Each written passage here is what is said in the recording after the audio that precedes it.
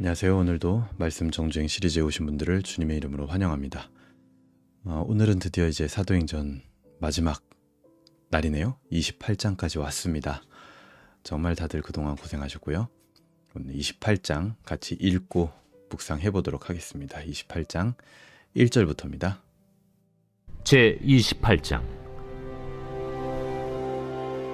우리가 구주된 후에 안즉 그 섬은 멜리데라 하더라. 비가 오고 날이 참해 원주민들이 우리에게 특별한 동정을 하여 불을 피워 우리를 다 영접하더라.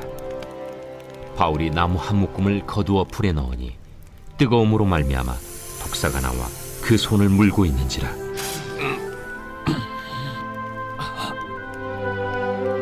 원주민들이 이 짐승이 그 손에 매달려 있음을 보고 서로 말하되, 진실로 이 사람은 살인한 자로다. 바다에서는 구주를 받았으나 공의가 그를 살지 못하게 함이로다. 바울이 그 짐승을 불에 떨어 버리매 조금도 상함이 없더라.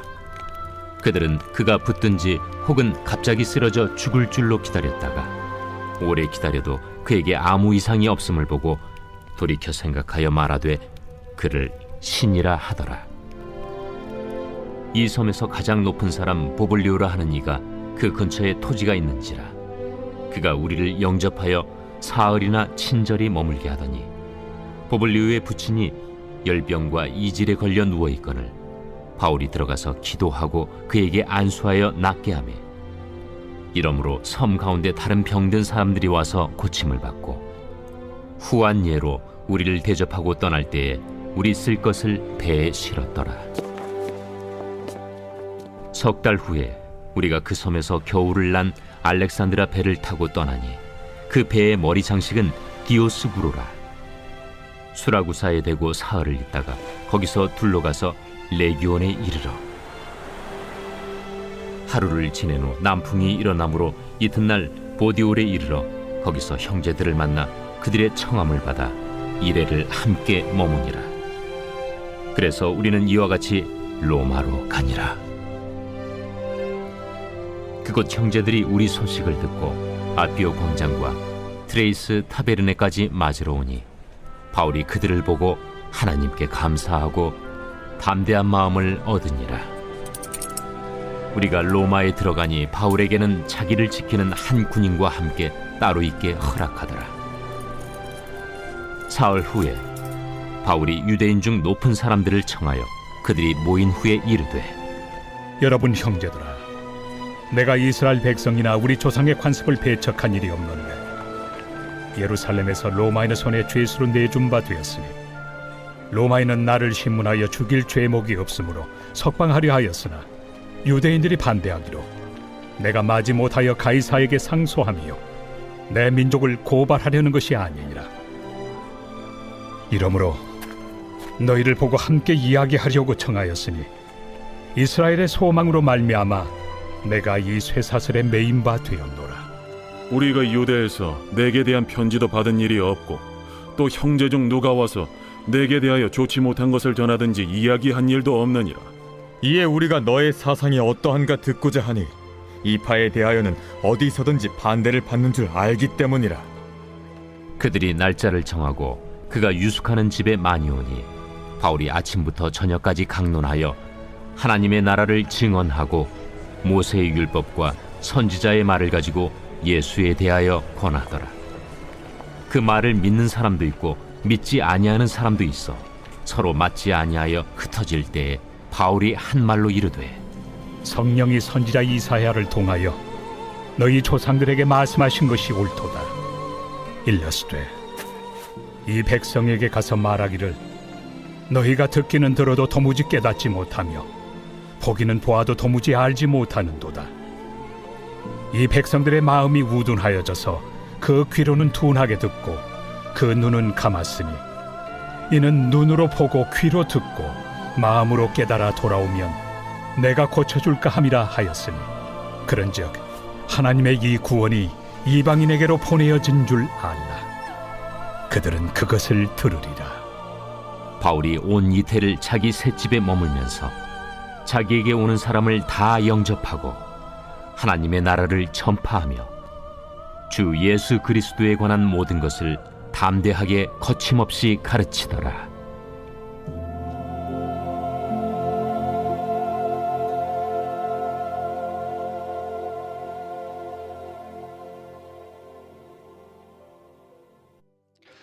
아멘.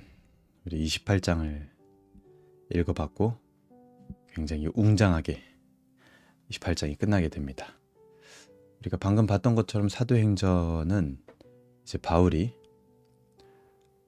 로마에 도착하고 나서 끝이 나게 됩니다.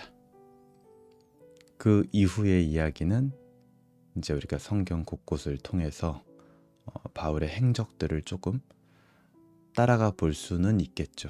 근데 이제 시간상 사도행전 28장에서는 이제 로마에 도착하고 나서 끝난다.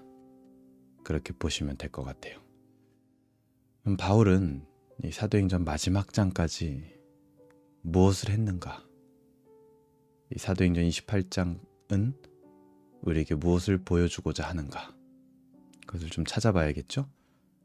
먼저 1절부터 10절까지는 이제 조난을 당한 다음에 멜리데 섬에서 있었던 일을 이제 보여주고 있습니다. 2절에 보게 되면 비가 오고 날이 참에 원주민들이 우리에게 특별한 동정을 하여 불을 피워 우리를 다 영접하더라 이렇게 나와요. 근데 여기 원주민에 의해서 구조됐다라고 하니까 이 원주민이 막 그 우가차차 막 이런 원주민을 말하는 것 같은데 그게 아니고요. 당시에 공용어였던 헬라어를 구사하지 않는 사람들, 그런 사람들이 일컬어서 원주민이다라고 얘기를 했습니다. 헬라어를 구사할 줄 모르는 사람들 중에도 공부를 하고 학식 있는 사람들도 당시에는 많았다라고 해요. 그래서 그런 사람들을 통틀어서 이제 원주민이라고 하는 거죠. 그래서 그들에 의해서 구조되고 이제 떠날 때 보면은 식량을 공급받기도 합니다. 그러니까 원주민에 의해서 구조되고 또 그들에 의해서 식량을 공급받기도 하고 조난됐지만 이것이 바로 로마로 향하는 바울의 여정이었어요. 여러분 어떠세요? 이게 고난처럼 보이십니까? 바울이 고난을 겪는 것처럼 보이시나요? 3절 보세요. 바울이 나무 한 묶음을 거두어 불에 넣으니 뜨거움으로 말미암아 독사가 나와서 그 손을 물었습니다. 그래서 원주민들이 이제 다 죽을 거라고 얘기를 했어요. 그런데 바울은요, 그냥 이게 뭐야 하고 불에 그냥 떨어서 아무 일 없었던 것처럼 그렇게 그냥 지나갑니다. 독사에게 물려서 다 죽을 거라고 했지만 바울은 별거 아닌 것처럼 지나가요. 오히려 이 섬에서 보블리오라는 높은 사람의 부친을 기도해서 고쳐주기도 합니다. 8절에 나오죠. 보블리오의 부친이 열병과 이질에 걸려 누워있거늘 바울이 들어가서 기도하고 그에게 안수하여 낫게 하매. 그러니까 바울이 고난을 겪고 있다고 생각하는, 그러니까 고난을 겪고 있는 것처럼 보이진 않아요. 그러니까 자기가 지금 고난을 겪고 있다라고 생각하는 사람은 다른 사람을 도울 수가 없습니다. 자기 문제도 크니까요. 근데 하지만 바울은 어땠어요? 자기가 조난당하고 자기가 독사에 물렸단 말이에요. 그런데 되려 다른 사람을 돕습니다. 이렇게 언제나 다른 영혼을 위하여 살아가는 바울을 하나님은 도우시죠. 로마로 향하게 하십니다. 하나님을 믿을 뿐만 아니라 자신에게 맡겨진 하나님 나라의 사명을 쫓아 살아가는 삶은요, 고난이 아닙니다. 즐거운 여행 같은 거예요. 어떻게 그런 게 가능했느냐? 그 다음 단락에 이제 바울의 고백을 좀 보면 될 것 같아요. 1절부터 15절까지는 드디어 로마에 도착을 하고 많은 이제 형제들을 중간에 만나기도 하고 또 마중 나오기도 합니다. 그리고 16절부터 22절까지는 이제 로마에 있던 유대인들을 모아서 오해하지 말아라. 나도 유대인이지만 내가 같은 유대인을 막 뭐 항소했다고 해서 고발하고 그 유대인을 공격하려고 그러는 거 아니다. 이제 좀 자초지종을 설명을 하고 자신의 신앙을 고백을 합니다. 그게 20절이에요. 이러므로 너희를 보고 함께 이야기하려고 청하였으니 이스라엘의 소망으로 말미암아 내가 이 쇠사슬에 매인 바가 되었더라. 바울의 마음은 지금 이스라엘의 소망으로 가득 차 있습니다. 그래서 쇠사슬에 매인 바가 되었어도 그것은 고난이 아니었던 거예요. 마음에 소망이 가득 찬 사람한테 고난받고 있는 것 같아 라니 가당치 않죠. 바울의 마음을 가득 채운 이스라엘의 소망은 뭡니까? 바로 예수 그리스도. 그 복음의 증인이 되는 사명을 따라가는 인생은 고통과 괴로움이 아닙니다. 바울은요, 고통과 괴로움이 아니라 예수 그리스도라는 소망에 매여 있는 거예요. 너무나 많은 경우 우리는요, 우리 자신에게 집중되어 있습니다. 인간은 항상 그래왔던 것 같아요. 바벨탑에서부터 나에게 집중하고 나를 높이고 싶어 합니다. 한참 지난 뒤에 중세 교회의 문제도 뭐였냐면 하나님보다 인간을 너무 높여서 그것이 결국 문제가 됐어요. 당시에는 모든 게 인간 중심이었거든요. 면죄부, 교황제, 미사, 성인. 인간에게 집중하고 인간을 너무 과도하게 높이는 거. 그게 문제였습니다. 어느 시대에나 그래요. 근데 오늘날도 비슷하죠. 나는 어떤 사람인가? 나는 무엇을 좋아하는가? 우리 엄마 아빠는 무엇을 좋아하는가? 내 남편, 내 아내, 내 자식은 어떤 성향인가? 정치적으로 나는 자유를 추구하는가, 평등을 추구하는가? 부자는 더 부자가 되고 싶어하고 가난한 자는 가난에서 벗어나고 싶어합니다. 아무리 고상한 것 같은, 꼭 필요한 것 같은 고민도 결국에는 이 땅에서의 일일 뿐이고 인간 중심으로 사고하는 것일 뿐이라는 거예요. 여러분, 우리 진짜 솔직하게 얘기해보죠. 믿는다라고 하는 사람들이 그 정도 생각에서 그쳐서야 되겠습니까? 우리는요, 그런 나 중심에서 벗어나는 사람들, 자기를 부인하고 십자가 사명을 지는 사람들이어야 합니다. 지금 이 땅의 일, 나 중심으로 생각하는 거, 그 이상 하늘의 일, 천상의 일, 죽음 이후의 일까지 바라보면서 지금을 살아가고 생각하고 선택할 줄 아는 게 바로 믿는 자입니다. 믿는 자의 믿음이라는 거는 그 이상까지도 생각할 줄, 자기 생각의 범위에 포함시키는 거예요. 거기까지. 하늘의 일까지도. 그게 그리스도인입니다. 그런 자의 삶이 바울을 통해서 보여집니다. 그래서 바울은 마지막 보세요. 30절에서 31절처럼 살 수 있는 거예요. 셋집에 머물면서 자기에게 오는 사람을 다 영접합니다. 오는 사람을 다 영접해요. 그리고 하나님의 나라를 전파하고 주 예수 그리스도에 관한 모든 것을 담대하게 거침없이 가르칩니다. 담대하고 거침없이 가르쳤다라는 건 하나도 빠뜨리지 않고 전파하고 가르쳤다라는 거예요. 오직 사명에 목을 메고 살아가는 겁니다. 왜 그럴까요? 뭐 워커홀릭이에요, 바울이? 그런 거 아닙니다. 하늘의 일, 천상의 일, 죽음 이후의 일까지 바라보며 그것까지 고려한 믿음의 선택이 바울의 삶 가운데 지금 나타나고 있는 거예요. 여러분, 사도행전을 마치면서요, 이 땅과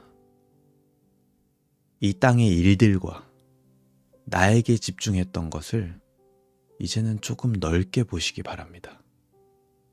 하늘의 일, 죽음 이후의 일, 하나님의 일까지 고려할 때 지금 내 방향은 무엇이 되어야겠습니까? 나는 어떻게 살아야겠습니까? 복음과 교회란 내게 어떤 존재입니까? 여러분, 우리 인생이 아무것도 가진 거 없이 태어나서 빈손으로 돌아가는 것이 인생이라지만 성경에서도 그렇게 말을 하죠. 근데 하지만요, 생각을 한번 달리 해보자고요. 그럼 이렇게 얘기할 수 있지 않아요? 나는 예정되어서 이 땅에 태어났고 죽을 때는 믿음 하나 가지고 다시 돌아가는 겁니다. 떠나는 겁니다. 그게 인생이에요. 예정되어 태어나서 믿음 하나 가지고 돌아가는 거. 그게 인생이에요. 사도행전을 마치면서 이런 우리의 인생의 방향을 재정비하시길 바랍니다. 예정되어 태어나서 믿음 하나 가지고 돌아가는 그 인생을 여러분 무엇으로 채우시겠습니까? 오늘 사도행전 28장에 나오는 바울은요, 자신의 사명, 복음을 가르치고 전하고 하나님 나라를, 그 가치와 하나님 나라의 문화를 전파하는 그것으로 자기 인생을 가득 채운 사람이었어요. 여러분, 그렇게 사는 게 진짜 행복한 길이에요. 아무리 나 중심으로 이 땅의 일에 골몰하며 살아도요, 거기에는 행복이 없습니다. 안 행복해요. 여러분, 그렇게 한 1년만이라도 살아보세요. 행복하지 않습니다. 근데요, 한번 1년만이라도 내 인생 전체를 사명으로, 복음으로, 교회로, 하나님 나라의 일로, 하나님 나라의 문화를 만드는 것으로, 주 예수 그리스도에 관한 모든 것을 전하는 일로 한번 채워보세요. 그때 진짜 기쁨과 행복이 뭔지 알게 될 겁니다. 사도행전은 마지막까지 우리에게 사명을 붙들고 있는 사람이 어떻게 살아가는가, 교회란 무엇인가, 복음이란 무엇인가, 그것을 알려주며 끝나게 되는 겁니다. 여러분들은 사도행전 전체를 어떻게 묵상하셨습니까? 제가 기도하겠습니다. 하나님 아버지, 감사합니다. 오늘 사도행전 28장 마지막 장을 통하여 사명에 붙들린 사람, 예정되어 태어나서 믿음 하나 가지고 가는 그 인생, 그것을 무엇으로 채워가야 될지 우리로 하여금 다시 한번 생각하고 깨닫게 하시니 감사합니다. 하나님 나라의 문화를 이 땅에 만들어내며 그 안에서 결국 예수 그리스도라는 복음을 전하는 그 사명으로 우리의 인생을 가득 채우게 하여 주시옵소서. 그때 바울처럼 하나님의 인도와 보호를 경험하게 하시고 그 인생이 얼마나 하나님께 영광이 되며 얼마나 즐거운 일인지 깨닫게 하여 주시옵소서. 이제는 더 이상 이 땅의 일들과 나 중심으로 살아가는 것 때문에 골머리 썩지 않게 하여 주시옵소서. 주님, 우리를 그런 바벨탑에서 건져 주시옵소서. 감사드리며 예수님의 이름으로 기도합니다. 아멘. 네, 우리 사도행전 묵상 같이 할 수 있어서 너무나 감사했고요. 이제 또 내일부터는 사도행전을 진행하는 과정 중에서 바울이 이 개척한 교회에 편지들을 참 많이 썼습니다. 그것을 서신서라고 하죠. 그 신약의 서신서들을 우리가 이제 순서대로 바울이 썼을 것 같은 그 순서대로 한번 살펴볼 거예요.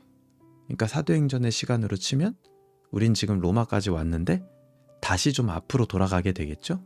그래서 바울이 중간중간에 교회를 개척하고 편지 썼던 거, 그 부분들을 다시 짚어보며 묵상해 보도록 하겠습니다. 이번 한 주도 하나님께 영광 돌리며 행복한 하루, 행복한 한 주 되시길 바랍니다. 감사합니다.